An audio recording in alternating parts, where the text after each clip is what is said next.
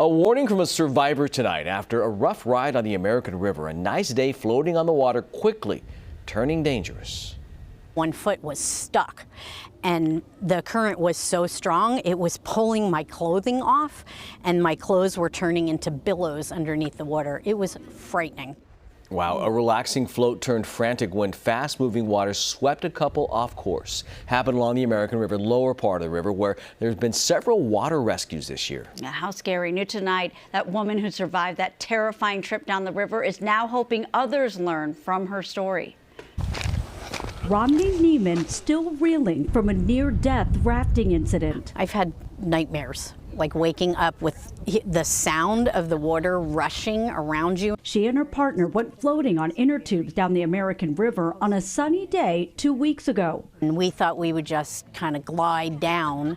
I did bring paddles so that if we needed to get moving, we could use them. All smiles in a photo she took at the beginning of the day. It was clear they had no idea of the fear and danger they were about to endure. We're lucky to be alive. The two got caught in a strong current that swept them past the shoreline at Riverbend Park, where they'd actually intended to get out. We just could not get over in time. The current was picking up. The force of the water carried their inner tubes right into the path of a partially submerged tree. Floaty with the cooler got sucked right down underneath the tree, and since my tube was attached, I just went right down with it. Her partner ended up in an even worse spot. His tube popped, and he ended up holding on to the very end of the tree. Some people floating by called 911 and tried to help until Sac Metro Fire's rescue boat got there. We have certain spots along the American River that are extremely dangerous. Metro Fire Captain Mark Nunez says it's been a busy summer for rescue crews along this stretch of waterway, and he says nearly everyone who needs help